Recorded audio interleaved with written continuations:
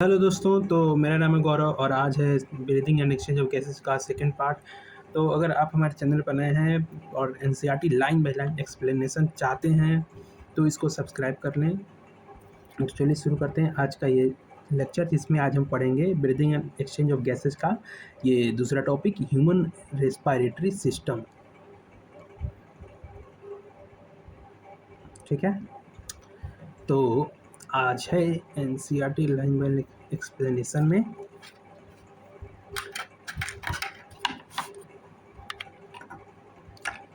लिखा हुआ है, we have a pair of external nostrils opening up to the upper lips, it leads to a nasal chamber through the nasal passage.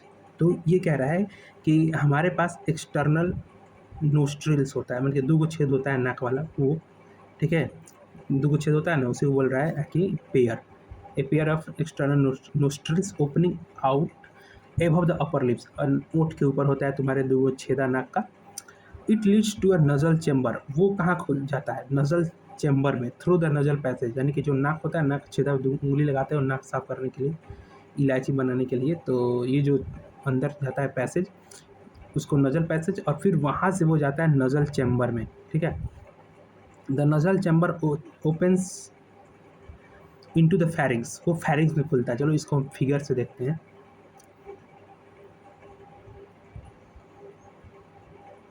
तो हम इसको figure से देखेंगे, फिगर है अपना यहाँ पे।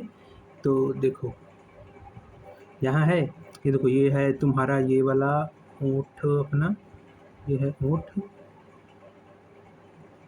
ये ना, ये देखो, ये है अपना ओठ, ये मतलब ऊपर नाक है, और फिर नाक के अंदर ये जैसे जा रहा है, यहाँ से खुलता है। इस फिगर ठीक से क्लियर नहीं है क्या? यहाँ क्लियर, ये देखो, ये तुम्हारा ओठ और ये तुम्हारा नाक, नाक में होता है दो गो छेदा, फिर ये अंदर ये घुसता है, तो ये कहलाता है अपना पूरा, पूरा क्या कहलाएगा? चैम्बर कहलाएगा। ठीक है, ये पूरा नज़ल चैम्बर कहलाएगा। ठीक है, ये यहाँ पर रहता है अपना ये पैसेज, इसी पैसेज से होते हुए पास करेगा।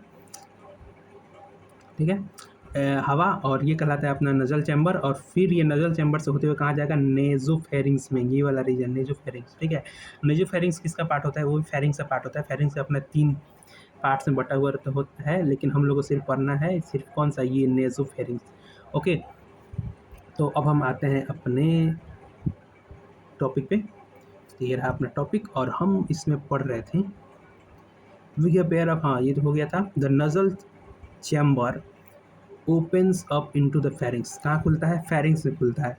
The portion of which is the common passage for food and air. देखो, जो फेरिंग्स है ना, वो कॉमन पैसेज है फूड और एयर का। जब बड़ा, ये देखो, ये जो अपना नेजोफेरिंग्स है यहाँ पे, ये अपना नेजोफेरिंग्स, ये वाला जो एरिया है, ये क्या है? ये कॉमन पैसेज है फूड और एयर का, क्योंकि यही इसमें जो फूड और एयर दोनों एक साथ आते हैं जब हम खाना खा रहे होते हैं। तो देखो, अगर हम जब खाना खा रहे हैं ना, इट जब तुम खाना खा रहे होते हो, मेरा कलम ठीक से चल नहीं रहा, जब तुम खाना खा रहे होते हो तो उस समय तुम सांस लोगे, कोई भी ले रहा होता है सांस, लेकिन जैसे हम लोग निगलते हैं तो उस समय हम लोग सांस नहीं लेते हैं। ये हमारा ना, ये नेचुरली चीज़ है। ये अब तुम प्रैक्टिकल मत करना है, खाना खा रहे हैं और जाके फिर सांस भी लेना, तो वो वाइन पाइप में चला जाएगा और फिर तुम कुछ भी हो सकता है, तो ये मत करना। तो ये कॉमन पैसेज क्यों बोल रहा है? क्योंकि इसमें एयर और फूड दोनों आता है, और फिर यहाँ से बढ़ता है, मान लो ये नज़र फेरिंग्स है, फिर यहाँ से एयर चला जाता है वाइन पाइप में और फूड चला जाता है इसोफागस में, फूड पाइप में। तो अब हम आते हैं अपने टॉपिक पे। तो फिर लिखा हुआ है,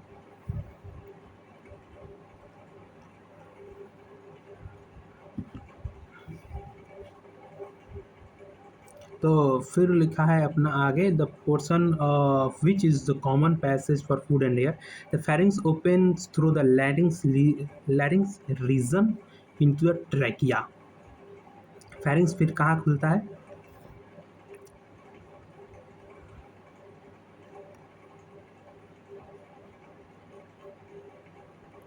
हाँ, तो फिर ये बोल रहा है अपना कि फेरिंग्स ओपन, काम नहीं कर रहा है क्या? Pharynx open through the larynx region, तो इसको हम फिगर से देखते हैं। अपना फिगर यहाँ है।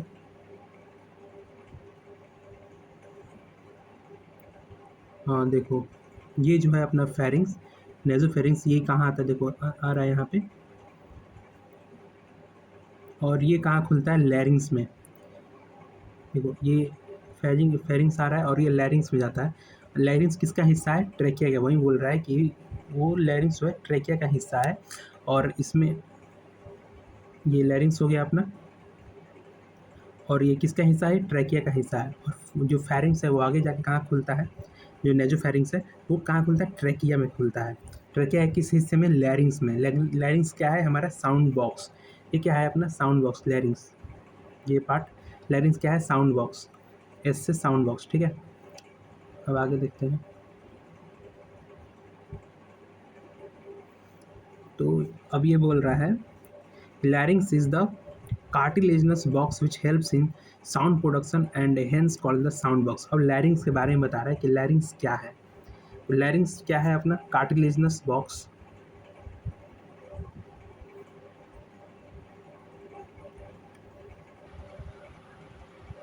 तो लैरिंग्स के बारे में बोल रहा है वहाँ पे एनसीईआरटी में। लैरिंग्स क्या है? एक कार्टिलेजिनस बॉक्स है। कार्टिलेजिनस बॉक्स है।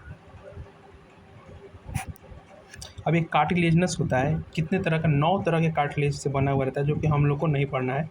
बस इतना याद रखना कि लैरिंग्स क्या है? कार्टिलेजिनस बॉक्स है। लैरिंग्स और क्या है? लैरिंग्स को बोलते हैं हम साउंड बॉक्स। और लैरिंग्स किस में होता है? ये किसका पार्ट है? रीजन किसका है? ट्रेकिया में। एनसीईआरटी खुद बोल रहा है कि ट्रेकिया में, ठीक है। अब हम अपना फिर से एनसीईआरटी देखते हैं। एनसीईआरटी में क्या लिखा हुआ है, तो आगे तो अब बोल रहा है अपना एनसीईआरटी, हाँ यहाँ पे लैरिंग्स is a cartilaginous box which helps in sound production and hence called the sound box। अब वो उसको साउंड बॉक्स बोलते हैं, और वो क्यों? क्योंकि वो साउंड प्रोड्यूस करता है। During swallowing glottis can be covered by a thin elastic cartilaginous flap called epiglottis to prevent the entry of food into the larynx। अब देखो यहाँ पे कितना बढ़िया बढ़िया बात बोला हुआ है कि जब हमारा ये जो वाइंड पाइप है उसका जो ओपनिंग है उसको क्या बोलते हैं? ग्लॉटिस। मान लो ये अपना ऐसे ये अपना वाइंड पाइप हो गया, ठीक है। और इसका जो ये ओपनिंग है, और इसका जो ये ओपनिंग है इसको क्या बोल रहा है? ग्लॉटिस, ठीक है। जी से ये इसको क्या बोल रहा है? ग्लॉटिस, ठीक। और ग्लॉटिस को कवर करता है क्या? एपिग्लॉटिस। ग्लॉटिस को कौन कवर करता है? एपिग्लॉटिस को हम सेपरेट देखते हैं। तो फिगर कहाँ गया? हाँ फिगर में है, ठीक है। और इधर देखो ये है अपना एपिग्लॉटिस, ये एपिग्लॉटिस, और ये है ग्लॉटिस। ग्लॉटिस कहाँ है? देखो ये वाला जो रीजन है ये क्या है? ग्लॉटिस।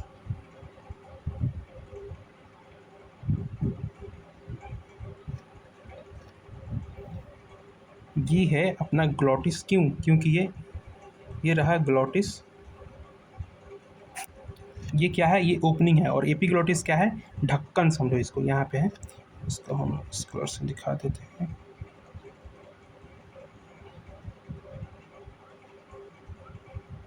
चिट। और यहाँ पे है अपना ग्लॉटिस, एपिग्लॉटिस, ठीक है। वो क्या है? ढक्कन। किसका? ग्लॉटिस का।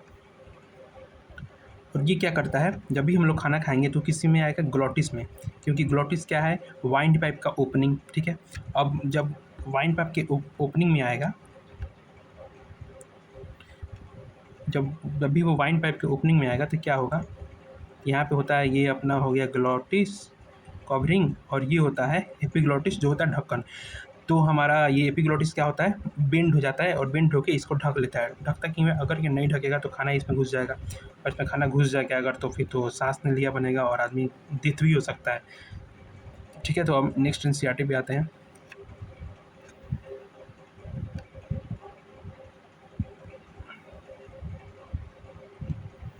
तो अब ये बोल रहा है, इसको हटा देते हैं। अब आगे क्या कह रहा है,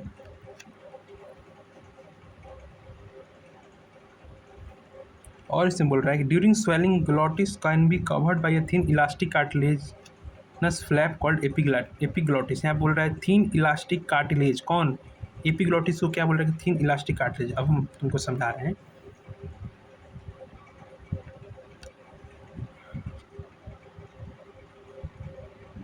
देखो एपिग्लॉटिस बहुत ही इम्पोर्टेंट चीज़ है। एपिग्लॉटिस को बोला कि वो थिन इलास्टिक कार्टिलेज है, thin elastic cartilage.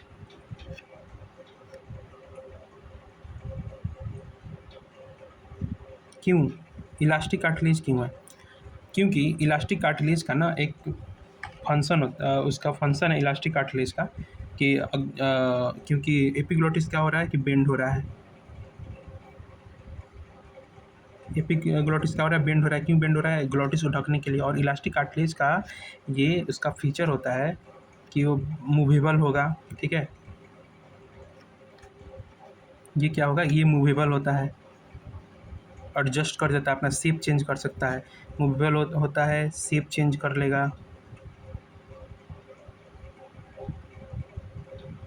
Shape change कर सकता है। अगर इलास्टिक कार्टिलेज ना हो के, कार्टिलेज का जो 3 टाइप्स होता है, फाइब्रस और हाइलिन, अगर फाइब्रस कार्टिलेज डाल देंगे तो कैसे मूव करेगा, वो कैसे अपना शेप एडजस्ट करेगा।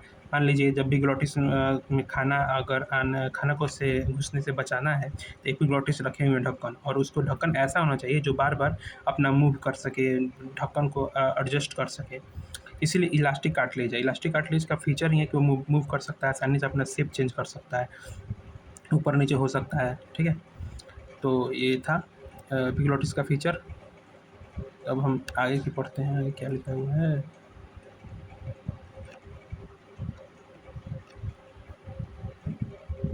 दोस्तों तो आगे लिखा हुआ है अपना, ये हो गया इलास्टिक कार्टिलेज से बना हुआ रहता है एपिग्लॉटिस, प्रिवेंट करता है फूड की एंट्री को लैरिंग्स में जाने से। Trachea is a straight tube extending up to the mid thoracic cavity. अब हम लोग को देखना होगा कि थोरेसिक कैविटी क्या है।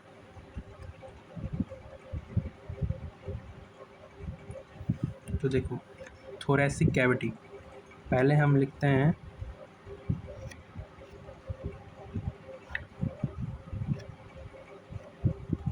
Thoracic cavity.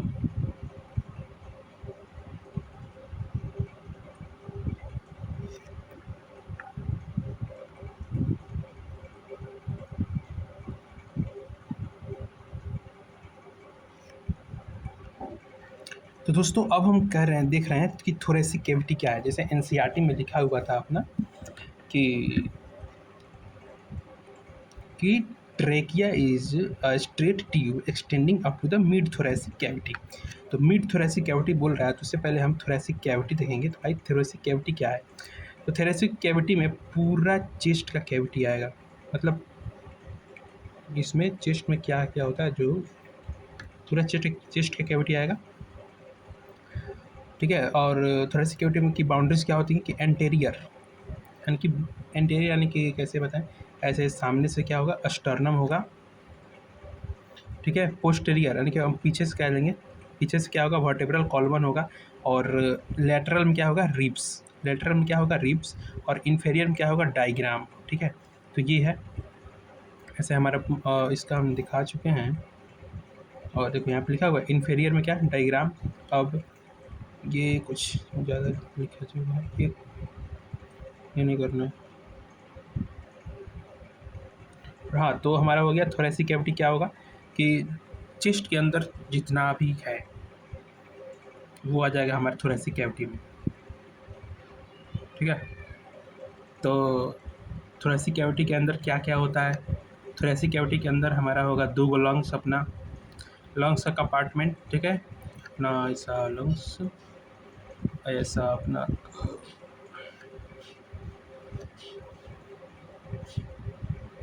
ऐसा ये लंग्स अपना, और फिर एक इधर लंग्स, ये लंग्स सिकुड़ गया है कैंसर की वजह से, और फिर अपना होता है ऐसे हार्ट बीच में। ठीक है, ये मीडियस्टेनम रीजन कहलाता है। तो दोस्तों अब आई बात कि मिड थोरेसिक कैविटी में क्या होता है। तो मिड थोरेसिक कैविटी में यहाँ एक करेक्शन करना चाहिए हम लोग को। मिड थोरेसिक कैविटी में एक्चुअली मिड थोरेसिक कैविटी कुछ होता नहीं है, वो मीडियस्टेनम यानी कि जो बीच का जो रीजन है ना, मीडियस्टेनम, जिसमें हमारा आता है लिखे नहीं है इसमें। मिड थोरेसिक कैविटी में हमारा होता है लंग्स आएगा, ये हार्ट आएगा। ठीक है, और हावड़ा आएगा, सॉरी सब नहीं आएगा। तो जैसा कि इसमें लिखा हुआ था ना, अपने एनसीईआरटी में आता है,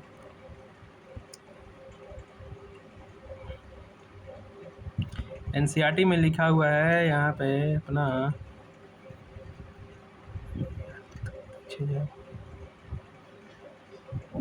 trachea is a straight tube, trachea is a straight tube extending up to the mid thoracic cavity.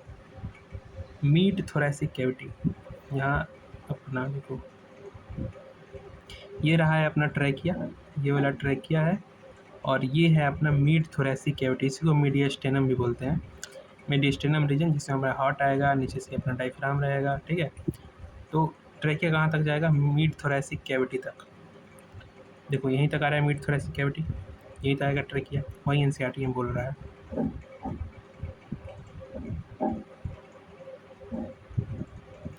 आगे लिखा हुआ है विच divides at the level of fifth thoracic vertebra, यानी कि वर्टेब्रा जो हमारा थोरेसिक वर्टेब्रा 12 होता है, उसमें से 5वें नंबर पर ये जाके ट्रैकिया डिवाइड कर, देखो यहाँ पे डिवाइड किया हुआ है ट्रैकिया, यहाँ पे मिड थोरेसिक वर्टेब्रा, और ये फिफ्थ थोरेसिक वर्टेब्रा के पास जाके डिवाइड करता है। वहाँ से ब्रोंकी, फिर ब्रोंकियोल्स, ब्रोंकी, फिर प्राइमरी टर्सरी ब्रोंकी, फिर ब्रोंकियोल्स, इनिशियल ब्रोंकियोल और टर्मिनल ब्रोंकियोल्स तक ये डिवाइड करता है। अब लिखा है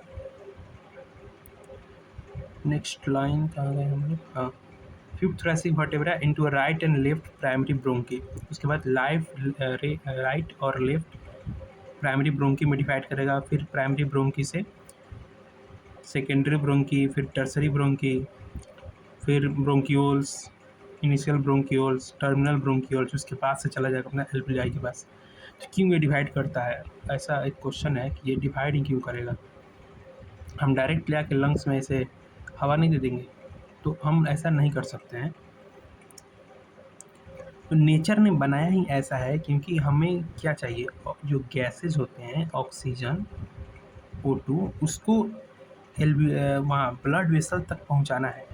अगर ये न्यूमरस पार्ट में डिवाइड नहीं हुआ रहता, छोटे छोटे, यहाँ से बड़ा था, फिर यहाँ से और छोटा पार्ट में डिवाइड हुआ, और छोटा पार्ट में डिवाइड हुआ, फिर डिवाइड होते होते होते होते एल्वियाई जो कि बहुत ही छोटा होता है उसके पास जाता है, फिर वहाँ पे डिफ्यूजन बढ़िया से हो पाता है। ठीक है, इसलिए डिवाइड किया। नहीं तो अगर हम डायरेक्ट एक पाइप लगाए थे, यहाँ पे लंग्स रहता है, तो उसमें गैसेस जाता, तो कहाँ से वो डिफ्यूज होके फिर ब्लड तक जाता है? जा ही नहीं पाता। तो आगे एनसीईआरटी बोल रही है अपनी, each bronchi undergoes repeated division to form secondary and tertiary bronchi and bronchioles। हाँ, ये बता ही दिए, ending up with the terminal bronchioles. फिर जो ब्रोंकी है वो इन सेकेंडरी, फिर टर्सरी ब्रोंकियोल्स तक डिवाइड करती है, फिर ब्रोंकियोल्स, और फिर सबसे लास्ट में डिवीजन, सबसे लास्ट में बनती है टर्मिनल ब्रोंकियोल्स, फिर वहाँ से वो एल्वियाई में घुस जाती है। ठीक है, the trachea, primary, secondary and tertiary bronchi and initial bronchioles are supported by incomplete cartilaginous ring. तो कार्टिलेजिनस रिंग से कौन कौन है? तो कार्टिलेजिनस रिंग्स किस में होता है? ट्रैकिया में होगा, प्राइमरी, सेकेंडरी, टर्शियरी ब्रोंकी और इनिशियल ब्रोंक्यूल्स में होगा। क्यों? ताकि एयर में कोलैप्स ना हो। जो C shape cartilage incomplete cartilaginous rings है, इनकम्प्लीट कार्टिलेजिनस रिंग्स वो इसमें होती है trachea, primary, secondary, tertiary bronchiole में। अगर इसमें नहीं रहेगी तो ये कोलैप्स कर सकता है। क्यों? क्योंकि ये जो ट्रैकिया है इसके पीछे हमारा फूड पाइप होता है, ठीक है? जब भी हम खाना खाएंगे तो फूड पाइप क्या होगा कि उसमें पेरिस्टाल्टिक मूवमेंट होता है, या फिर हम लोग अपना गर्दन भी घुमाते हैं। और मेन रीज़न तो यही है कि ओएसोफागस रीजन है, पीछे ओएसोफागस है, उसके लिए हमें ट्रैकिया को कोलैप्स होने से बचाना रहता है ताकि ये कोलैप्स न करे। इसलिए नेचर ने इसमें कार्टिलेजिनस रिंग दिया। कौन सा? इनकम्प्लीट सी शेप कार्टिलेजिनस रिंग्स, ठीक है? तो नेक्स्ट एनसीईआरटी बोल रही है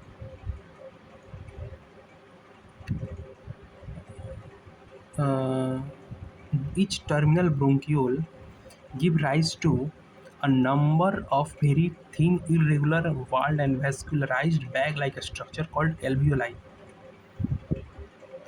तो यहाँ लिखा हुआ है एक चीज़, एल्वियोलाई के बारे में लिखा हुआ है वेरी थिन। थिन क्यों है? क्योंकि अगर ये मोटा हो रहता है एल्वियोलाई जो होता है उसके वो किससे कवरिंग होता है? सिंपल स्क्वामस एपिथेलियम से। सिंपल स्क्वामस एपिथेलियम किस लिए होता है? डिफ्यूजन के लिए। और अगर ये ठीक रहता, ठीक है, एल्वियोलाई ठीक रहता तो डिफ्यूजन नहीं होता गैस का बढ़िया से, इसलिए थिन है। इरेगुलर वाल्ड है, इसकी वजह से इसका जो सरफेस एरिया है वो ज़्यादा है। सरफेस एरिया ज़्यादा होगा तो और ज़्यादा गैस डिफ्यूज करेगा। वैस्कुलराइज्ड बैग है, यानी कि इसके आसपास बढ़िया से ब्लड वेसल है। मान लो एल्वियोलाई के पास ऑक्सीजन हम दे दिए हैं और ब्लड है ही नहीं, तो ऑक्सीजन कैसे ट्रांसपोर्ट होगा टिश्यू तक? इसीलिए वैस्कुलराइज्ड बैग भी है। तो एल्वियोलाई की 3 चीज़ें, वेरी थिन, इरेगुलर वाल्ड और वैस्कुलराइज्ड बैग लाइक स्ट्रक्चर होता है। The branching network of bronchioles and the branching network of bronchioles and alveoli comprise the lungs. देखो लंग्स में क्या क्या होगा? लंग्स में बोल रहा है, ये लंग्स है ना, लंग्स किससे बना होता है? Bronchioles alveoli. मतलब ये जो यहाँ से ब्रोंकी शुरू हो रहा है ना, जब डिवाइड हो रहा है यहाँ पे फिफ्थ वर्टेब्रा से, तो वहीं से ये लंग्स में इंटर कर जाता है। तो लंग्स में क्या क्या आएगा? लंग्स से हमारा ब्रोंकी भी आएगा, ब्रोंक्यूल्स भी आएगा, इनिशियल ब्रोंक्यूल्स, टर्मिनल ब्रोंक्यूल्स और एल्वियोलाई भी आएगा, ये बोल रहे थे। उसके बाद लिखा हुआ है ये हो गया, when we have two lungs which are covered by a double layer pleura with pleural fluid them between them. It reduces friction on the lung surface. The outer pleural membrane is in close contact with the thoracic outer thoracic surface. तो सबसे पहले we have to lungs, हम लोग पास क्या है? 2 lungs है, covered by a double layer pleura. तो यहाँ देखो, यहाँ डबल लेयर प्ल्यूरा है, ये देखो ये क्या है? Pleural membrane, double layer pleura. एक प्ल्यूरल जो लेयर होता है वो लंग्स से सटा हुआ रहता है, ठीक है, और एक लेयर जो है थोरेसिक जो हमारा कैविटी है उससे, यानी कि यहाँ से वर्टेब्रा होगा यहाँ पे, ठीक है, तो ये वर्टेब्रा से ये चिपका हुआ रहता है। इसका भी यूज है। तो ये क्या करता है? फ्रिक्शन रिड्यूस करेगा, लिखा हुआ है फ्रिक्शन रिड्यूस करना है। It reduce friction on the lung surface. The outer pleural membrane is close contact with the thoracic lining, where the inner pleural membrane is in contact with the lung surface. तो इसका reason है, देखो जब भी हम लोग सांस लेंगे ना, तो जो हमारा वर्टेब्रा होता है, ऐसे वर्टेब्रा अपना, ठीक है, और ये वर्टेब्रा है, जब भी हम लोग सांस लेंगे तो क्या होगा कि हमारे चेस्ट जो थोरेसिक कैविटी है वो फूलेगा। हम जब भी सांस लेंगे तो क्या होगा कि हमारे जो मसल्स हैं वो कॉन्ट्रैक्ट करेंगे, जो हम आगे बढ़ेंगे तो वो फूलेगा, और जब वो उसका वॉल्यूम जो इंक्रीज होगा वॉल्यूम, तो प्लूरल मेम्ब्रेन उससे चिपका रहता है, थोरेसिक जो आप बाहरी लेयर है चेस्ट का उससे चिपका रहेगा, तो ये भी खींचेगा, और जब ये भी खींचेगा तो लंग्स का भी वॉल्यूम इंक्रीज कर जाएगा। तो यहाँ तक रहने देते हैं, आगे का हम लोग नेक्स्ट पार्ट में पढ़ेंगे।